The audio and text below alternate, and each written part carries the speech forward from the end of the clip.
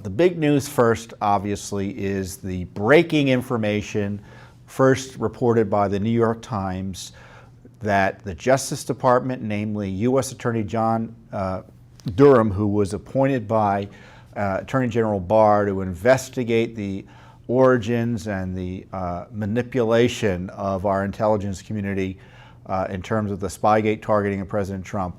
The New York Times reported first that it is now a criminal investigation. Now, it confirms our suspicions that the initial investigation was not a criminal investigation, despite what everyone was saying. It was an initial inquiry, it was an administrative review. Obviously, they found something big to justify escalating it into a criminal investigation. Well, finally, it's long past due, and it is something the deep state is very angry about. It is the real reason, the fear of this type of development was the real reason for the impeachment coup against President Trump. Judicial Watch has been in the forefront of pushing the Justice Department publicly to do a serious criminal investigation. We think it should have been done immediately by the Trump administration, but of course, the deep state wouldn't allow that. Jeff Sessions made the horrible decision to recuse himself from the Russia investigation. And then Rod Rosenstein, in league with Andrew McCabe, the anti-Trumper, then wrongly and improperly appointed and corruptly appointed Special Counsel Mueller to harass the president for 2 years. So therefore, the whole Russia hoax canard was uninvestigated. In fact, it was pursued aggressively against President Trump through the corrupt Mueller investigation.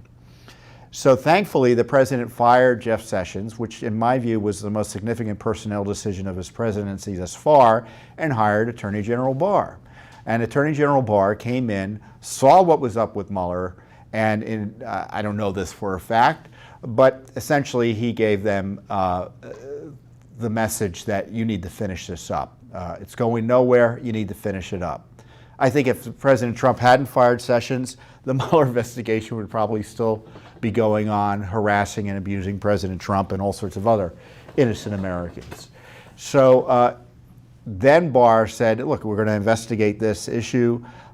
He had concerns about the basis for the so-called counterintelligence investigation that morphed into this criminal investigation into President Trump's connections to Russia, which were zilch.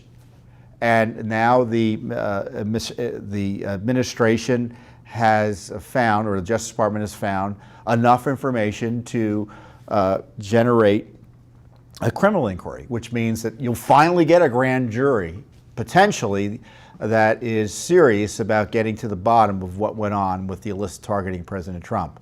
Needless to say, the deep state is furious. Jerry Nadler and Adam Schiff have denounced it, suggested the Justice Department isn't independent.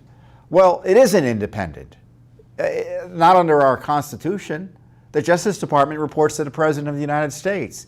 It's the big lie that it's independent that led to the abuses of the Justice Department and the FBI to harass and target President Trump as if he reported to them as opposed to the other way around. It's that abuse of power by Justice Department officials who, quote, think they're independent that led to this terrible corruption scandal, the worst in modern American history for sure. So it's good news, however belated, that there's a criminal investigation into Spygate targeting. And what I suspect is generated this, and I've talked to you about this before, is the idea that the whole Russiagate thing was a fraud to begin with, in the sense that there was never a good faith basis by the Justice Department or the FBI or anyone else involved in any of this to believe that the Trump campaign was an agent of Russia and colluding with Russia. There was never a good faith basis. The dossier, when you look at the dossier paid for by the FBI, written with the help of the Kerry State Department, paid for by the Democratic National Committee, paid for by the Clinton campaign, it's obviously a fraud. It's kooky. When you read it, you say this is crazy town. But the FBI pretended it was serious enough to justify spying on the Trump team. And then you have details about this Joseph Misfud, who supposedly has connections to Russia intelligence, but is more likely a Western intelligence source.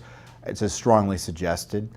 And then you've got all this spying going on the Trump campaign through Stephen Halper and other illegal targeting of the president or then candidate Trump and people around him. And I think what they're going to find is that all of this so-called intelligence that the Russians were colluding with Trump came out of the CIA and FBI, that there really was no independent corroboration of it. And I've called it the self-licking ice cream cone. Who are your sources? Me, myself, and I. That was the Justice Department, FBI approach to targeting Trump. And of course, you had this base motive for doing it, which is Strzok and Page admitting in the text messages they hated Trump. You have Andrew Weissman, the deputy guy under Mueller, who was also handling this investigation. We'll talk about him later. Notorious anti-Trumper, pro-Hillary Clinton. So there was all this motive to create and concoct this. And I think, based on all the various reports, is that Barr and Durham, in their initial review, figured out that the basis for the Russia intelligence investigation was a fraud, at least as it relates to targeting President Trump.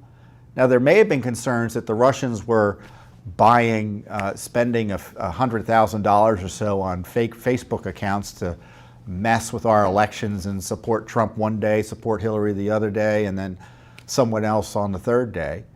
But that's not the issue. The issue was that the FBI and the Justice Department went beyond that and suggested there was some sort of collusion.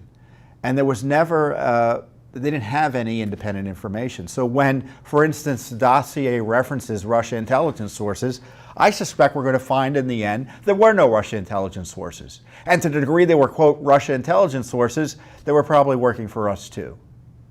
And it was that fraud that I think is generating this criminal inquiry. We'll see. But the deep state's very nervous about it. The Democratic media complex is nervous about it. And so you can see also why the coup was instituted and the impeachment inquiry was instituted against President Trump, because they knew this was coming. I mean, Schiff knew what was happening. He knew what had been done. He was intimately involved with all of this. He may as well have had a seat on the board of directors of Fusion GPS or been a partner or whatever I don't know what the corporate structure is. But the point being that they all were in on it. So they knew what Barr, if left to his own devices, was going to find. So what do you do to inoculate yourself from a criminal investigation? Suggest it's in retaliation for impeachment. And what do you do to get an impeachment inquiry going? Despite knowing there's no basis for it, you concoct a fraudulent charge related to Ukraine. More of the same. So this whole impeachment inquiry is kabuki theater designed to protect those who really did, in my view, significant criminal acts to target President Trump and victimize him. And what are the crimes potentially? There are whole legions of crimes. You've got conspiracy, you have civil rights violations, you have fraud, all sorts of things. And the Justice Department can't act on this soon enough. They need to move quickly. They need to start being serious about this. And I appreciate the news that they've got the grand jury power. But you know, what are they going to do? Are they going to exercise it? Are they going to go after those who need investigation and bring them in and haul them in before grand juries? If you want these abuses to stop, you need to be willing to enforce the rule of law, even against the most powerful in our political system. Who has to worry about this? Who should be worrying about this? Well, Barack Obama should be worrying about this. Vice President Biden should be worried about this. James Clapper should be worried about this. John Brennan, Lisa Page, Peter Strzok, James Comey, Andrew McCabe, Loretta Lynch, James Baker, former general counsel for the FBI, Bruce Orr, Nellie Orr, Glenn Simpson, Fusion GPS, Hillary Clinton, Bruce Orr, Nellie Orr, obviously Christopher Steele, who knows who else? John Kerry. The State Department was a center of anti-Trump activity on Russiagate. That needs to be investigated. CIA was spying on Trump, it's pretty clear, based on all the publicly available information. The outrage is, why is it taking so long? Now, do I think anything's going to happen? I don't know. I'm hopeful. As you know, I've been suspicious. You had this Comey IG report that came out delineating, well, actually they had referred Comey for criminal investigations. And Justice Department dropped the ball there. Will they drop the ball here? I don't know. The FISA-Gate report may have played a role in escalating this to a criminal inquiry. We'll see. We can be hopeful, but Judicial Watch never takes it for granted that the right thing will be done. I mean, otherwise we would have shut down years ago. Oh, the Justice Department's investigating this. Oh, don't worry, they were investigating Clinton emails. Oh, don't worry, Congress is investigating Benghazi. Oh, don't worry, Congress is investigating the IRS. Oh, don't worry, Congress is investigating Fast and Furious. Oh, don't worry, we have a new Justice Department. They'll take care of the Hillary Clinton issue, finally. They'll investigate Spygate. Well, it's 3 years later, none of that's been done substantially. So obviously better late than never, but Judicial Watch is not going to stop. And we've got nearly 60 lawsuits at this point targeting the deep state conspiracy against President Trump and you, the American people, and our Constitution. And virtually everything we know about the illicit targeting of President Trump is as a result of Judicial Watch's work, either directly or indirectly. And you can bet this Justice Department investigation would never have happened but for the incessant pressure of Judicial Watch, other independent operators and investigators like Sarah Carter and John Solomon, pressure from intrepid members of Congress like Devin Nunes, Meadows, Jordan, Gates, people like that, Chuck Grassley. None of this would be proceeding as it ought to without the pressure of Judicial Watch. And what I mean by pressure, I mean you. Because we only are able to get the word out because of your support. And obviously, you help us get the word out by looking at our information, sharing it, spreading it, demanding action from your members of Congress. And we get the results. I always talk about Judicial Watch does the heavy lifting. It's this heavy lifting that gets these results that result in criminal investigations. There's more than enough information that Judicial Watch has uncovered on Spygate, the collusion, the payments, the corruption. They didn't even need a grand jury. They could have taken all our FOIA documents and started issuing indictments based on that. I exaggerate only slightly. But it's there. So we can take credit for at least this positive development. Now, I hope it results in serious prosecutions. We'll see. But you were never going to get a prosecution if you didn't have a criminal inquiry. And as I've been warning you, there hadn't been a criminal inquiry until, as we just learned, at least today. So we'll see what happens. It's good news. The Judicial Watch takes a good deal of credit in forcing the Justice Department to do the right thing here, or at least the appearance of the right thing. Well, we have to maintain our healthy skepticism here, but we'll see what happens. And so, as I said, in the meantime, Judicial Watch will continue to uncover the truth. And, we're having success in terms of even getting Congress to even begin contemplating doing the right thing.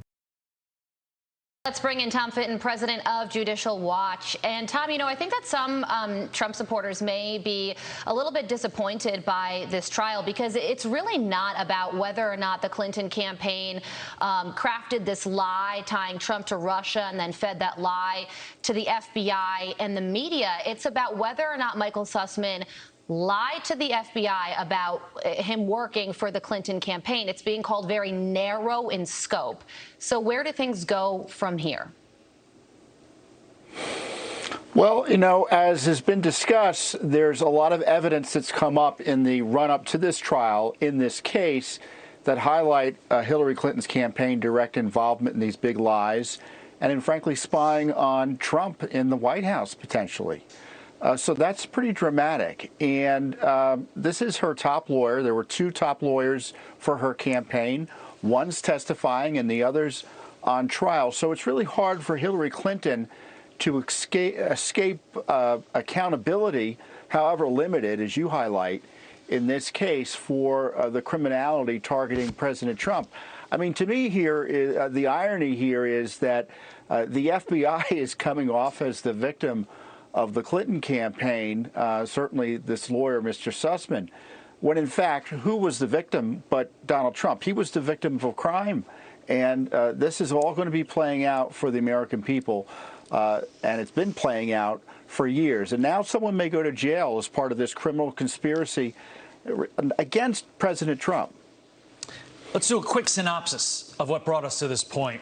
Rodney Jaffe is a tech exec accused of giving Michael Sussman data from Trump administration computers. He's there on the left. Michael Sussman brought the FBI unverified evidence that may have connected Trump Tower with Russia's Alpha Bank. He's charged with one count of lying to investigators.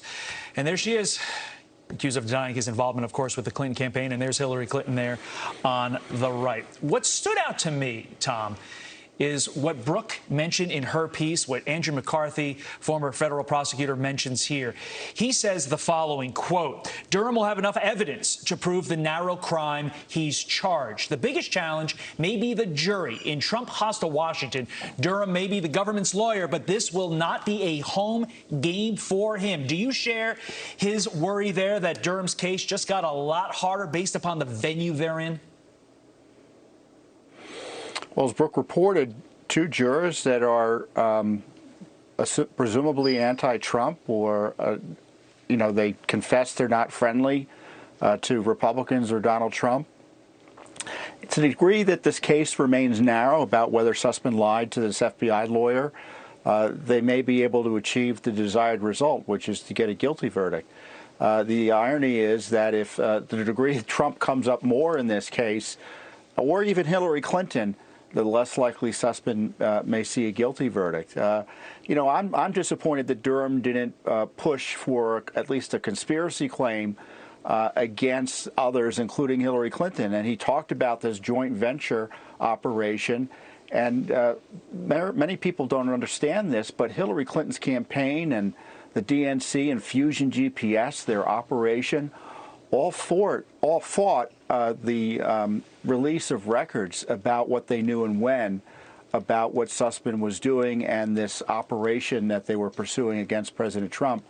But some of this information may come out now because if it may not come up in trial, but it may come out subsequent to this because the documents were handed over in part to Durham. Yeah, you say that you're disappointed that Sussman didn't push for the conspiracy claim. And as of now, you have what's going on with Michael Sussman. We've gone over that. Then you have the former FBI attorney, Kevin Klein-Smith. He admitted to altering an email used to seek a FISA warrant against Carter Page. I think many of us remember that happening. And then you have what's going on with Igor Danchenko, who is being accused of lying to the FBI for his work on the Steele dossier. That's pretty much it. And all of those people really are on the periphery of what happened. It's not Hillary Clinton. It doesn't really come very close to her. Why is that? I think Hillary Clinton is a protected person here in Washington, D.C. 3 years, 3 indictments, 3 prosecutions, not exactly the strongest record given the resources put in place here. And there's no doubt what went on. And, in my view, Is Hillary? Where was Hillary Clinton brought before a grand jury? Was Obama? Was Biden? They were all involved in these discussions about the targeting of Trump, and they all knew. They all knew the allegations were false, and they went to the FBI. They went to the CIA. In the case of Obama and Biden, they authorized action against Trump, and there's been zero accountability, at least from Durham's side, in terms of at least asking them questions. I'm not even sure if they've been asked questions, let alone gone before a grand jury by the Durham operation. Timing of all this pretty curious. Midterms are right around the corner. Obviously, we're focused on primaries today. Going forward, what dominoes do you expect to fall following the Sussman trial? Well, if this is the beginning, I think many of us will be happy. If it's the end, they'll be disappointed. Next up would be a Durham report that will further expose the issues that we've been talking about. And the big question is Hillary Clinton going to run for office, and is Donald Trump going to be her opponent? Wow. And will this issue come up? And Donald Trump has been vindicated in the sense that he was right. He was spied upon, and it was the worst government corruption scandal in American history. And people are going to jail over it, or could go to jail over it. Tom Fitton, we appreciate your insight Thanks, as always. Tom. Thank you, sir. You're welcome. We did get the Justice Department, thankfully, and credit to them for following the law here finally after years, to declassify a key document that many had been seeking. Devin Nunes had been seeking this declassification. The president had authorized its declassification years ago, but the Justice Department stalled on doing so. The IG referenced the document, and it's called the Electronic Communication. And it's the document that was used to open Crossfire Hurricane, the counterintelligence investigation into the Trump campaign's alleged collusion with the Russians. Now, I think this is kind of a baloney document in the sense that they were probably spying on Trump beforehand, but this is the official opening of the investigation. And of course, it was written by Peter Strzok, who is the corrupt FBI official who hated Trump and loved Hillary Clinton. And we have the text messages showing that it was a group effort. And I see one of my kids in the corner here. We can see you. And so it was a group effort by the FBI in terms of concocting this document. And parts of it were quoted in the Inspector General's report on the FISA abuse, but we still didn't have the whole document. And so what Judicial Watch did was that we asked for the entire document from both the FBI and the Justice Department. We just asked for the one document. Turns out it's a two-page document, not even 2 pages. And it is a details seemingly third-hand information that the Russian government, quote, had been seeking prominent members of the Donald Trump campaign in which to engage to prepare for potential post-election relations should Trump be elected president. Well, why is that an issue? Why would that be an issue?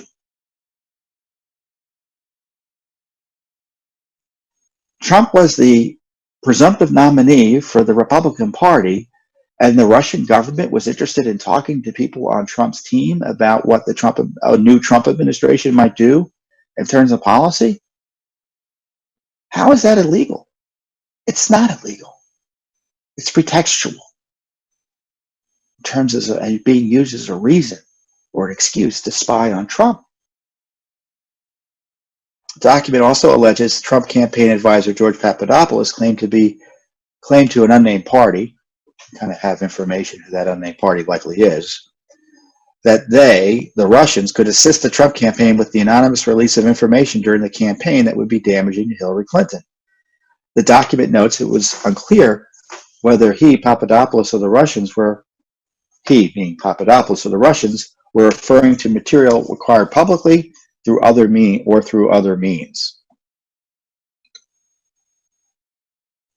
It was unclear how Mr. Trump's teams reacted to the offer. We note that Trump's team reaction could, in the end, have little bearing on what Russia decides to do with or without Mr. Trump's cooperation.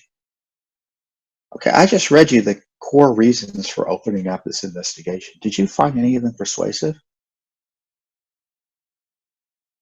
They're absurd and not serious, and they show there was no good faith basis to open up an unprecedented spy operation against this administration, meaning Obama's administration's political opponent and the nominee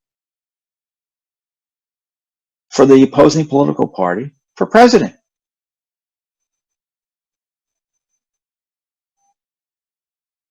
As I say, no wonder the DOJ and FBI resisted the public release of this information.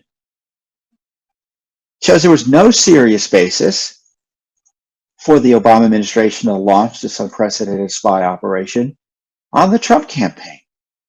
We have no more proof that Crossfire Hurricane was a scam. It's a scam based on absurd gossip and innuendo. It's Exhibit A to Obamagate, really, isn't it? It's Exhibit A to Obamagate, the worst corruption scandal in American history. And it shows how, remember, Attorney General Barr and U.S. Attorney Durham suggested they disagreed with the IG's conclusion that they had a predicate to open up the investigation. You can see they didn't have any predicate that was legitimate. This is the basis for all the spying on Carter Page, the targeting of Flynn, the targeting of Manafort, and the spying on President Trump when he was candidate. And you can see they didn't have anything to stand on. And it ends with this drama based on the information provided by Legat, which is an official of the embassy. This investigation is being opened to determine whether individuals associated with the Trump campaign are witting of or coordinating activities with the government of Russia.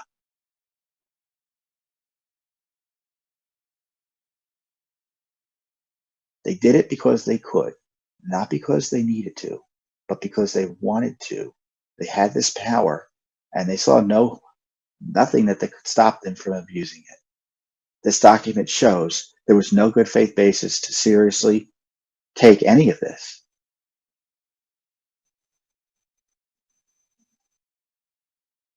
And now we know that in the months after this investigation began, it became clear that this Papadopoulos angle was bunk. And they never found any evidence of any collusion. They knew initially there was never any evidence of collusion. They knew. In 2016, they knew, and then they were desperate. Remember, they started, Judicial Watch found how they were paying Christopher Steele, the FBI was. Yet the Obama administration using your tax dollars to pay Clinton's spy Steele, who was writing the dossier for information. It was a joint operation between the Clinton campaign, the Obama FBI, and who knows what else in terms of foreign intelligence operations. They met with Steele 11 times in 2016. We got the documents. Excuse me, they met with him 13 times and they paid him 11 of those times. Then they cut him off, and then they started working with Steele's business partner, associate wife, Nellie Orr's husband, Bruce Orr, in the Justice Department to talk to Steele. They were desperate to get Steele back in. Why were they desperate? Because the information they gave him, he gave them, the dossier, wasn't panning out. And as Mueller's about to be appointed, the text messages between Page and Strzok confirmed there's no there there. They said that. I fear there's nothing there. So you have to, you have to place this in context here, or place everything else that happened in context with this. They initiated this collusion charade, and they found nothing. General Flynn was targeted as a result of this document. He was targeted for spying. And on January 4th, I think, we got the document. It's out there. It's public now. They were forced to give it to Sidney Powell, Flynn's lawyer. They concluded there was no viable case against Flynn. And as I just told you, yet that within minutes,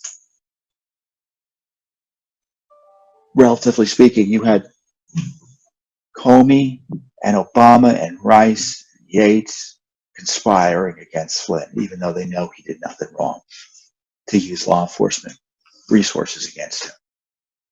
Ultimately led to that ambush interview, in which, or during which, he didn't lie. He didn't lie.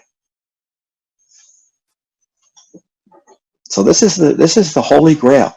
This is the Holy Grail, this document. And Judicial Watch got it out. Not the Justice Department. It wasn't voluntarily released. It was released pursuant to a Freedom of Information Act lawsuit. I don't know if there was a court order for it.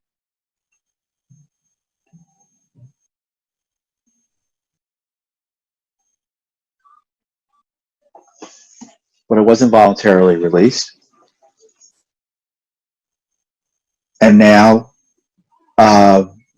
we have more documents who are, again, weren't voluntarily released to Sidney Powell. She forced the Justice Department to turn them over because she insisted on it. This document, again, wasn't voluntarily given to Judicial Watch. It came out because we sued for it. And the key Flynn documents that just came out recently came out because Sidney Powell forced the Justice Department to turn them over. They were hiding them for years. And what does this cover up? Senior level misconduct at the top of the Obama administration targeting President Trump. And again, this is a document that everyone's been looking for, but only Judicial Watch was able to get. And it makes you wonder what else is out there. I mean, Judicial Watch can only do so much. What else are they hiding? Well, we kind of do know what else they're hiding. The FISA warrants still haven't been completely released. There's more information in them. There may be other FISA warrants. We asked, for instance, for a FISA warrant application filed against Flynn. I don't know if they were spying on Flynn through FISA. And the response we got was they couldn't confirm or deny that. Of course, the unmasking material is still largely secret, even though Rick Rennell released some of it. The text messages that Page and Strzok are still largely secret. They're refusing to release any of them under FOIA. Page Strzok emails are still secret. They're releasing them to us in dribs and drabs.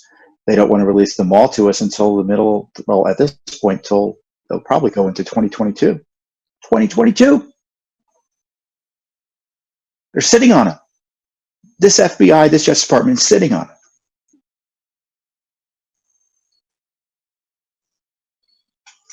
Their text messages with Andy McCabe, they don't want to release. Unbelievable. We're fighting in court.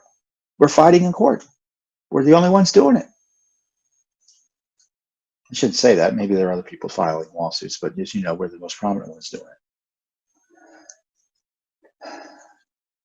Much of what we know about Russiagate is because of Judicial Watch. I want to be clear on that. You know, all that IG report gave us additional information, but a lot of it was already out there. It shows you how corrupted the Justice Department and the FBI are institutionally, that it requires a little group like Judicial Watch to get this basic information out there through litigation. Through litigation. And when I say litigation, you know what that means? It means we've asked for a document or documents that we have a right to under federal law, and the agency is refusing to turn it over to us. And in many cases, the agency that's refusing to follow the law is the Justice Department. Who's responsible for the law breaking at the Justice Department on a regular basis on transparency law? If a corporation regularly violated federal law, what would happen to that corporation? Be shut down, wouldn't it?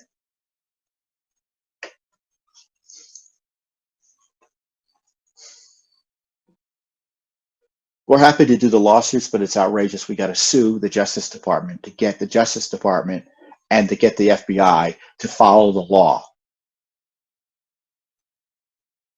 So every time you hear that we've had to file a FOIA lawsuit, you should be ticked off, because it means there's a government agency not following the law.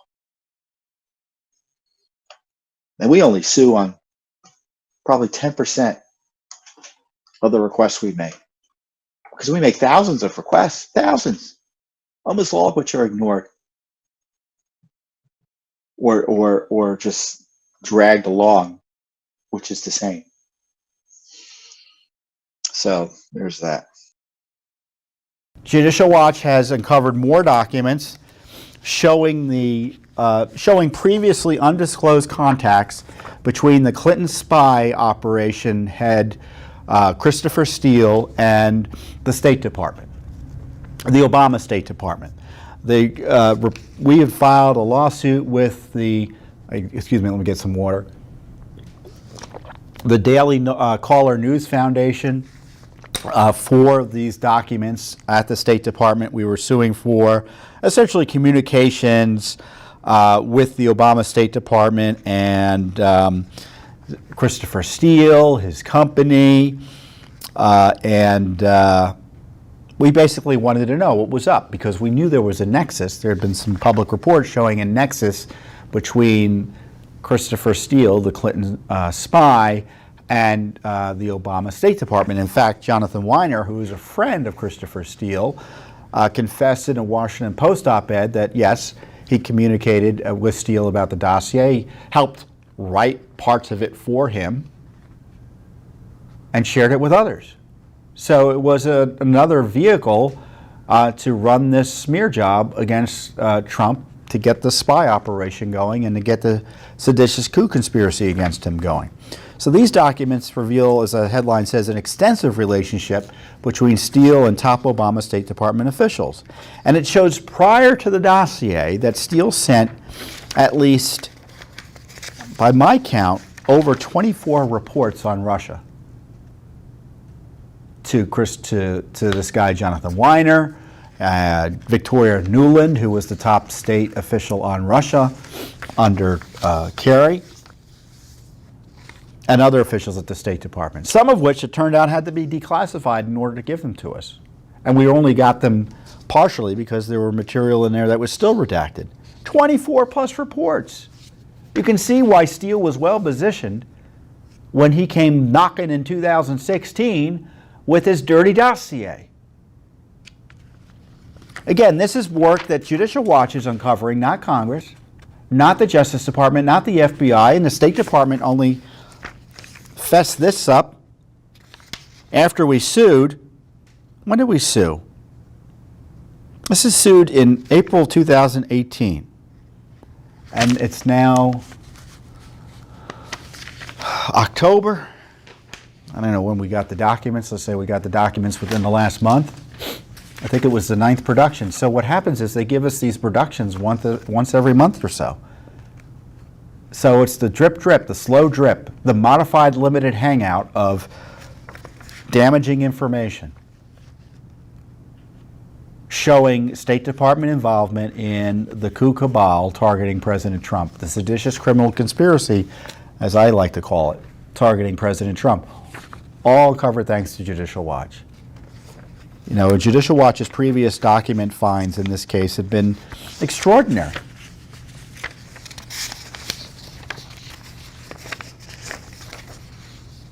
They were talking about Russia and the Steele dossier. We confirmed with Bruce Orr.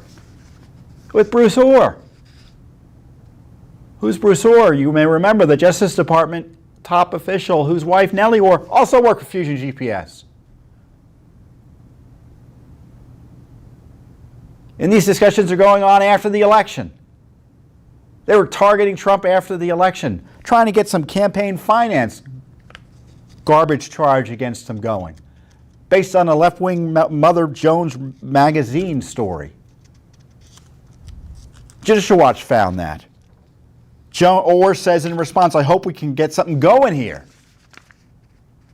Boy, it doesn't sound like a quiet, retiring DOJ official who's just doing his job. That's an activist, an anti-Trump activist. Now, of course, the FBI was caught in other incompetence and I don't know if it's malfeasance yet, but incompetence in not acting on tips that were giving to the agency specifically on the Parkland mass shooter. So we had all these demonstrations the other day, but not all directed at taking guns away from law-abiding Americans, as best I can tell, not dealing with the security failures by government agencies in protecting those children and ensuring those security failures don't take place in the future. And along those lines, Judicial Watch received some astonishing documents from the Broward County Sheriff's Department, and it was essentially their operating manual and their training materials on how to deal with an active shooter investigation. And Broward County is the county in which Parkland, the Parkland High School was or is, and famously one of the deputies stood outside the building rather than entering it. Well, you're going to be really upset when you learn about what the actual training is for handling active shooters. Generally speaking, the training is, thankfully, correct, as best I can tell. You confront the shooter as soon as possible. That's what the training is. And this is the really remarkable language from the training materials. I'm going to put my glasses on so I can see it from a distance here. Remember, every time you hear a gunshot in an active shooter incident, you have to believe that another victim is being killed. And that's why the training materials tell the deputies and the officers to go directly to the shooter. And if there are 4 officers there, now we know Peterson was there by himself initially, he didn't go in and confront the shooter.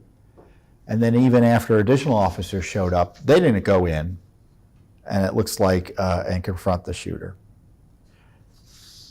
This is the language that they use. History shows when a suspect is confronted by an armed individual, police, security, concealed carry person. Oh, American citizens can protect themselves. I'm glad the police, sheriff's department recognizes that. They either shoot it out with the person or kill themselves. So just think about that. The goal is to confront the shooter, so the shooter focuses on the law enforcement personnel or the person with the weapon rather than innocent bystanders who are getting shot at. Either way, the shooting, as this document says, of innocent bystanders must stop. Now, the first officer or 2 officers on scene will immediately go to confront the shooter. Military tactics work well in this situation. The 2-man bounding overwatch is our response. I can guess what bounding overwatch is, but my guess is it's a technique for 2 individuals to enter a situation where they may be confronted by an armed person. During Columbine, the response to an ongoing shooting situation was to contain the suspect. After Columbine, the International Chiefs of Police addressed the problem with the response and came up with the quad or diamond formation. So this is the formation that 4 officers are supposed to use. With the quad, the first 4 officers to respond entered the building with coverage in all directions. This was critical to address the concerns of officers who previously would not enter and just wait for SWAT. So if you're there by yourself or there weren't 2 officers, the goal was to save lives and get there quickly. And if there were 4 of you, they developed techniques that could get you in there more safely as law enforcement personnel without having to wait for SWAT. And this is the kicker of the whole piece again, and it's worth emphasizing. If you are on scene or in the area and hear gunshots, you should immediately assess what you have and prepare to respond.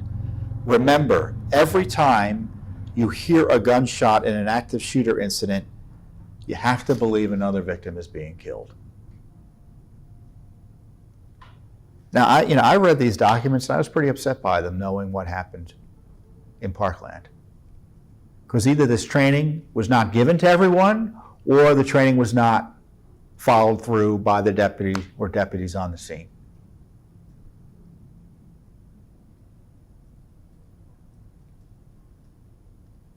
And where's the accountability for the sheriff as a result of this training failure? It's a training failure in the least. I mean, the deputies was essentially forced out. He resigned in disgrace. But was he trained? And why did he think he could do the wrong thing? And it's a leadership issue as well, in my view. Another interesting part before I let you go. Again, these are documents that Judicial Watch obtained under the Freedom of Information law the Sunshine Law, as it's known in Florida. It's a very powerful law. The lesson plan lists priorities in life as 1, hostages victims, 2, innocent bystanders, 3, police deputies, and 4, suspects. And this is what the document says. If in doubt about going through the door after a suspect, think about the victims and where they stand on the list. Time is critical in each of these incidents. This is like no other crime. The motive is to kill as many people as possible in the shortest amount of time. Why? Because the bad guys know we're coming. Where in the discussions about gun control that the anti-Second Amendment types are using, or they're using parkland to promote gun control, what does this have to do with the documents I just read to you?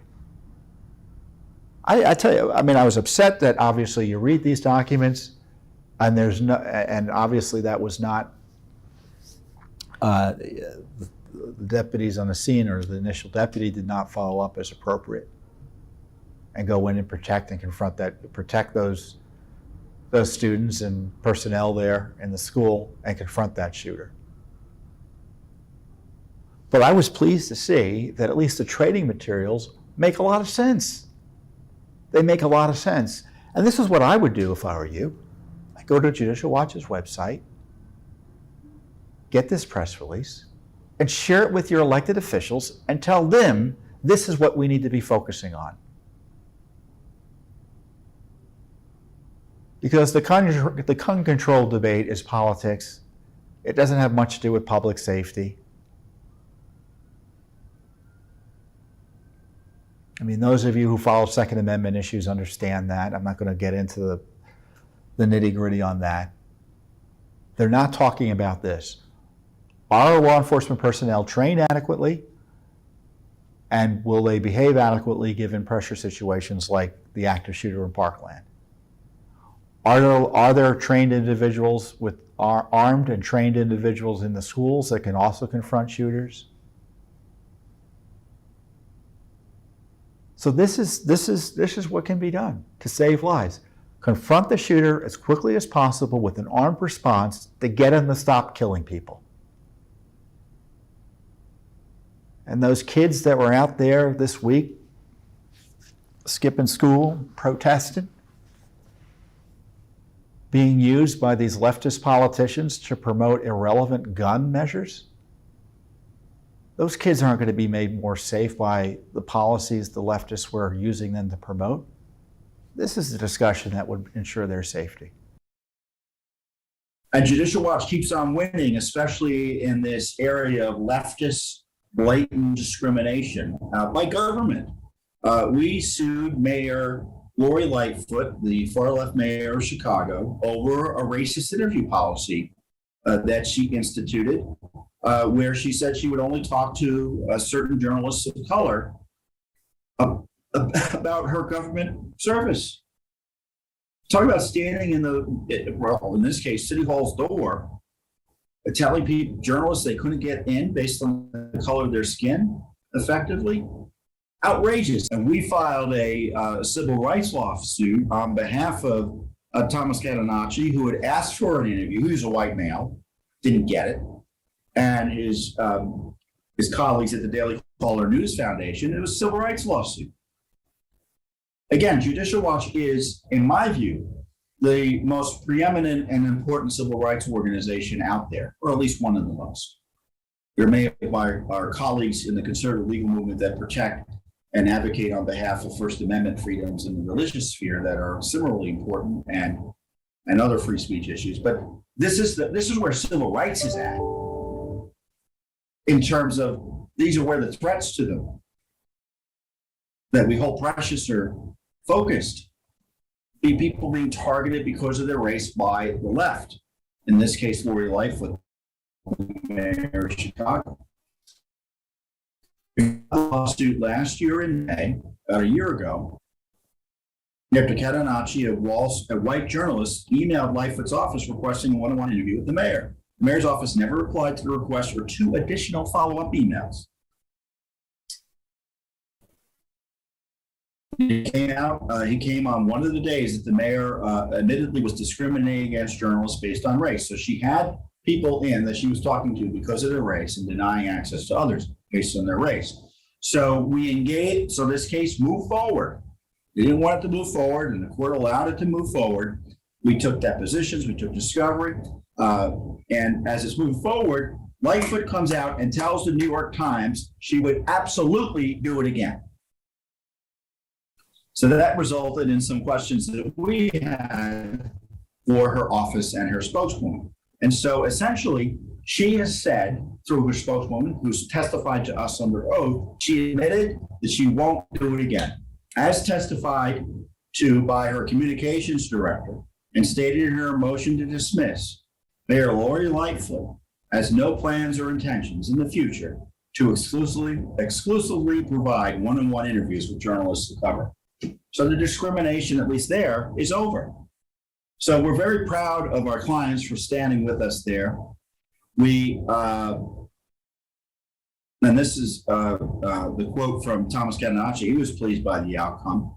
I'm glad that Mayor Lightfoot finally realized that her racist policy was untenable. I hope all elected officials take note of our case and think twice before issuing similar policies. That was very nice. You know, he could have been a lot nastier there. All right. It's amazing and sad that we had to do this in America in 2022. A government official discriminating based on race is as wrong as it gets. We are relieved that she finally relented, said Daily Caller News Foundation President Neil Patel.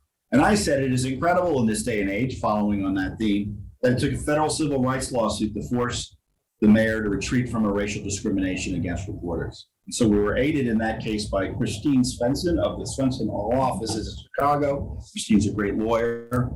But this is tremendous work again by Judicial Watch. They got another good result. They backed off from this discriminatory policy. And we are the watchdogs, not only here in Washington, but elsewhere. So it's not corruption only in DC we have to worry about. As I said earlier, it's in California, it's in Maryland, it's in North Carolina. And obviously it's in Chicago. So I don't need to tell you that, right? And of course, we're only able to do this work without your support. And I encourage you, if you want more successes like this, and even if we don't get the successes, if you think these issues should be fought for and litigated, and if you think Americans, as a result, should be educated about what's going on, I encourage you to support Judicial Watch. You can go to our website at judicialwatch.org. We're on Facebook, YouTube. You know, this day and age, I probably don't need to tell you how to find Judicial Watch. But I encourage you to support the work and at least get the work out. Share it with others.